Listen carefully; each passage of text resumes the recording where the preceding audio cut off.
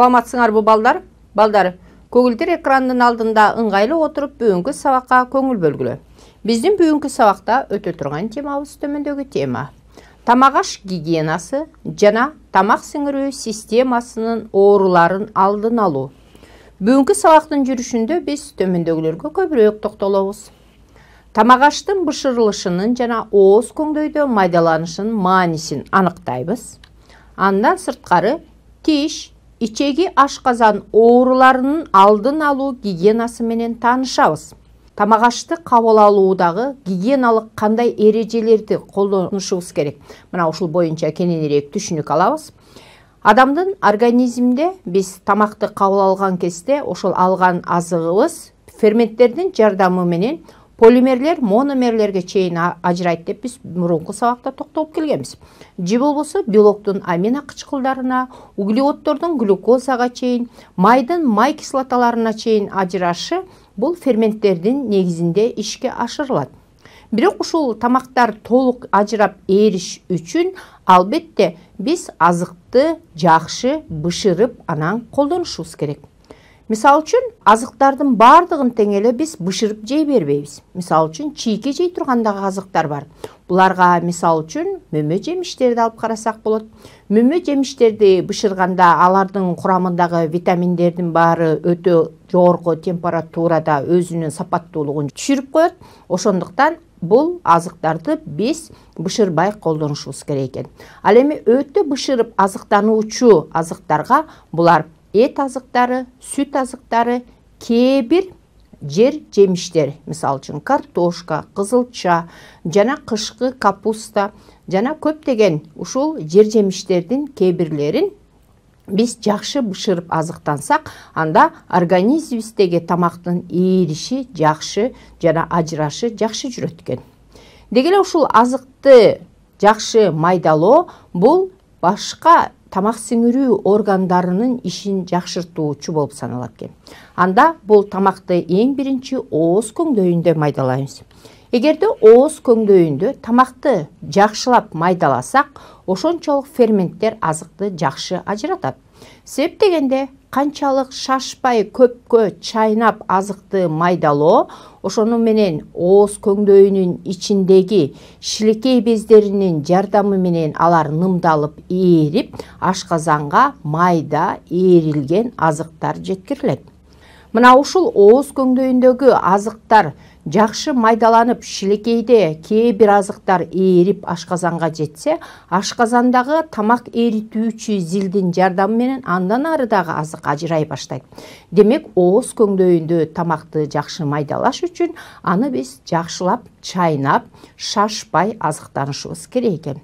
Бирок кээ бир кездерде бизде ушул ооз көңдөйүндөгү тиштердин өзлөрүнүн аткаруу кызматтарынын бузулганын байкайбыз. Бул тиштердин бузулушуна эмне себепкер болот? Эң биринчи себеп бул тамеки чегүү. Экинчи себеп бул ушул катуу, мисалы үчүн сөөктүү, же болбосо сөөктүү, данектүү азыктарды тишибизге салып алып, аларды чайноо же талкалоо бул тиштин эмалин бузат экен. Мына ушул тиштин эмалинин бузулушу бул адамдын организминдеги көп органдарга терс таасирин берет экен. Мына ушул эмальдин бузулушунан андан кийин пульпага чейин жетет экен. Себеп дегенде эмальдин астында дентин жатат, дентиндин ичинде пульпа, пульпанын ичинде кан тамырлар жана нерв клеткалары жайланышкан. Эмаль сынгандан кийин, жаракка кеткенден кийин көнүгө азыкты биз кабыл алган кезде ошол жаракка кеткен жерлерге азыктар менен кошо ар кандай бактериялар кошо кирет экен. Деги эле азыктар ошо тиштин сынган жеринде, эмальдин сынып калган жаракка кеткен жерине күнүгө топтоло берет экен дагы, ал жерде эмальди чиритип, андан дентинди чиритип, дентинден пульпаны чиритет экен дагы. Мына ошо пульпанын ичинде бактериялар ал жердеги азыктардын калдыктары менен азыктанышып, алар 2 эсе, 3 эсе көбөйө баштайт экен дагы. Ал бактериялар ошол пульпанын ичиндеги капиллярдык кан тамырлардын жардамы менен организмге тарай баштайт экен. Мына ошол тиштин бузулушу, башта айтканда чириши, бул башка тамак сиңирүү системасына дагы доо кетирет экен. Башта айтканда тиштин бул пульпасы ачылып калган кезде нерв клеткаларына жеген азыктар тиет дагы ооругандыктан тамакты жакшы чайнабай эле чала чайноо менен ашказанга өтөт экен.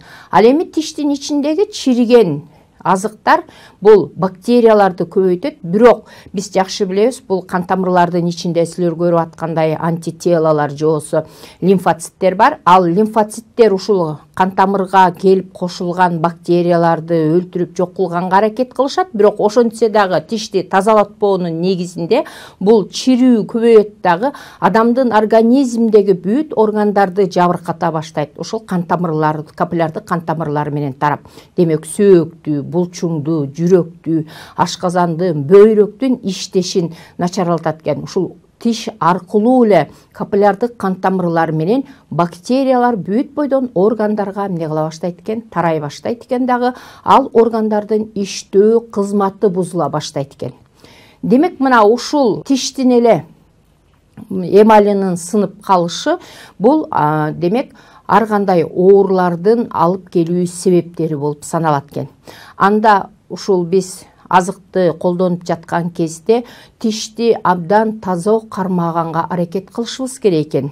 Дайыма ушул азыкты жеп бүткөндөн кийин оозубузду жылуу суу менен жана эртең менен кечинде сөзсүз түрдө тишибизди тазалап турушубуз керек.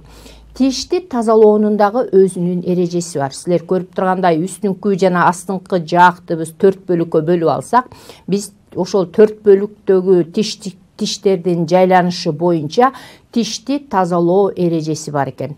Бул жерде щоткага, албетте тиш щотка ар бир адамдын өзүнүкү болот. Мына ошол тиш щотканын жардамы менен тишти тазалоочу пастаны алып, тишти өйдө жактан төмөндү карай ар бир тишти щотка менен тазалап чыгышыбыз керек экен. Шашпай ар бир тишти щотка менен өйдөдөн төмөндү карай тишти тазалоо бул тишти сактоо эрежелеринин бири болуп саналат экен. Себеп дегенде жеген азыктар ошо тиштердин кычыктарында калып калышы мүмкүн экен. Мына силер көрүп аткандай щотка менен тишти тазалоо төмөндөн жогору карай астыңкы жаактыкын, ал эми жогорудан төмөндү карай үстүңкү жаактыкын тазалайт экенбиз. Ошондой эле тиштин сырт кана жагын тазалабастан биз тиштин ич жагындагы щотка менен жогорудан төмөндү карай сыдырып, ошол щотканын бетиндеги паста менен тишибизди эмне кылышыбыз керек экен? Туура таза сактап тазалашыбыз керек экен. Мына демек бул ооз көңдөйүндөгү тамактын ээриши жана адамдын организмдеги тамак сиңирүү системаларындагы ар кандай оорулардын алдын алуу бул эң биринчи эле ооз көңдөйүндө башталат экен. Башча айтканда тишти таза тазалоо жана таза кармоо. Бул сөзсүз түрдө силер муну күнүмдүк режимге киргизишибиз керек экен. Эртең менен турганда тишти тазалоо щотка менен жана кечинде жатаардын алдында тишибизди жууп тазалоо бул өздүк гигиенаны сактоо болуп саналат экен. Мындан башка дагы ушул тамак сиңирүү системасындагы органдарды жабыркатуучулар булар албетте ушул ооруну алып келүүчү себептер болуп саналат. Бул ичеги карын же болбосо тамак сиңирүү системасындагы органдардын ооруларын алып келүүчү себептердин эң биринчи эле себеби бул колду таза жуубагандан пайда болот экен.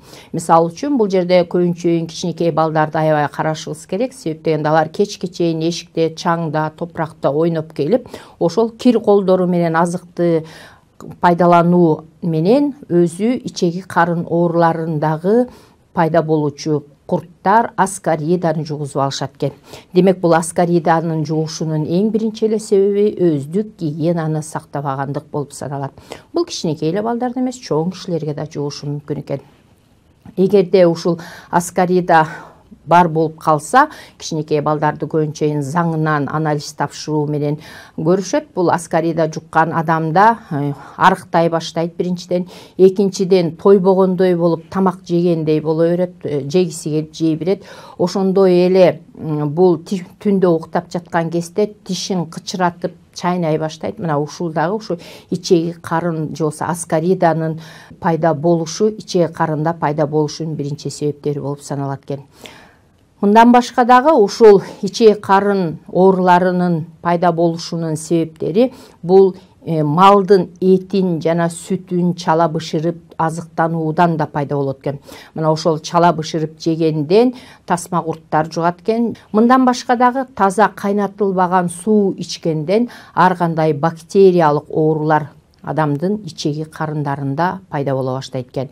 Буга мисал үчүн арыктагы сууну алып ичкенде же болбосо крандагы деле сууну тазаланбай, хлор салынбаса, тазаланбаса, сөзсүз түрдө бул сууну чийки боюнча ичпеш керек экен. Сөзсүз түрдө ал сууну кайнатып гана ичүүдөн биз ушул ичеги карын ооруларын пайда кылуучу курттардан тазаланган болуп эсептелет экенбиз.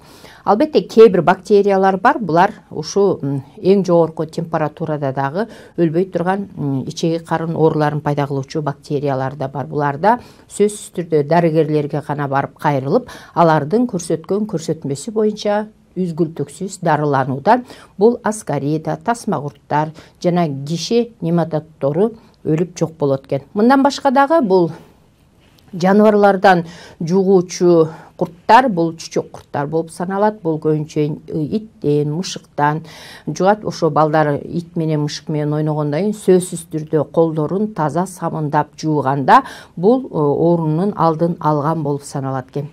Демек андай ичеги ашказан ооруларынын келип чыгуу себептери эле бул өздүк гигиенаны сактабагандан пайда болот экен. Мына ошол өздүк гигиенаны сактабагандан силер көрүп тургандай ичегиде мите курттар пайда боло баштайт. Мына ошо ичегидеги мите курттардын бири бул чүчөк курту же мисал үчүн аскарида же киши нематоддору болуп саналат экен. Булар ичегинин ичине кирип ушул тамак ооз көңдөйү аркылуу кирет экен дагы азыктар менен. Ал ошо ичегиде өзлөрүнүн миңдеген жумурткаларын тууп, мына ошол жерде көбөйө баштайт экен. Мына ушул миңдеген жумурткаларын туугадан кийин алар адамдын ичке ичегизиндеги былжыр челине барып жабышат дагы, ал жердеги келген азыктар менен азыктанып, ал эми адам болсо канчалык тамак жесе дагы арыктап, башкача айтканда акырындык менен аппетити жоголо башташы мүмкүн экен. Андан кийин көзүнүн алдылары көгөрүп, өңү боп-боз болуп, кээде эсинен танып да калышы мүмкүн экен. Ошондой эле дагы бир себептер ушу ичегисинде курттун көбөйө башташы, түндө уктап жаткан кезде жаңы эле айттык, бул тишин кычыратуу болуп саналат экен. Мына ушул ичегидеги мите курттардын көбөйүшүндө эгерде ушул белгилерди байкап калсак, сөзсүз түрдө биз дарыгерлерге барып кайрылышыбыз керек экен. Себеп дегенде, дарыгерлердин гана жардамы менен биз бул аскарида, чүчөк курттары жана киши нематоддорун жок кылуучу дарылар менен гана тазалай алат экенбиз. Эгерде буга көңүл бөлбөй карабай жүрө берсек, анда бул өзгөчө аскариданы алып карай турган болсок, бул аскарида ичегилерге толуп, ичегиден ашказанга, ашказандан кулкунга, кулкундан ооздон, мурундан, кулактан соймолоп, бул аскариданын курттары сыртка чыга баштайт экен. Бул өтө коркунучтуу баскычы болуп саналат. Мына ошого жеткизбей, сөзсүз түрдө эгерде баланын аппетити жоголуп, тамакка болгон татымы начарлай баштаса, же болбосо арыктап, өзү ушу тамакты тойгонун билбей жей берсе, же болбосо ушу түндө уктап атканда дайыма тишин кычырата берсе, сөзсүз түрдө врачка барып, дарыгерлерге барып кайрылып, алардын диагнозу боюнча бул себебин билишибиз абдан абзел экен. Мындан башка дагы ушул ичеги карын ооруларынын келип чыгышындагы кээ бир козгогуч бактериялар бар. Бул бактерияларды биз көбүнчөйүн туура эмес сакталган азыктардан пайда кылып алышыбыз мүмкүн. Мисал үчүн үй шартында даярдалган көпкө туура эмес сакталган азыктар ичеги ашказан ооруларын пайда кыла баштайт. Мисал үчүн бул үй шартында даярдалган көпкө туура эмес сакталган азыктарга балык болуп эт кирет. Башкача айтканда ушул балыкты жана этти ышто же болбосо кургатып сактоодо туура эмес сактасак, адамдын организмин ууландыруучу өтө коркунучтуу бактериялар кирет экен дагы, ал канга өтүүдөн тез эле адам өлүмгө да дуушар болуп калышы мүмкүн экен. Бир эле бул кургатылган жана ышталган эт азыктарынан башка дагы адамды үй шартында даярдалган азыктарга бул консервация кирет. Консервация же болсо бул консервацияланган азыктар же болсо салат деп айтсак болот. Буларды дагы туура эмес сактоодон, туура эмес бышыруудан жана туура эмес даярдоодон бул кышы менен туруп ачып аны жегенден кийин адамдарда уулануу пайда болот экен. Ошондой эле бул ууланууга дагы өтө коркунучтуу бул козу карындар болуп саналат экен.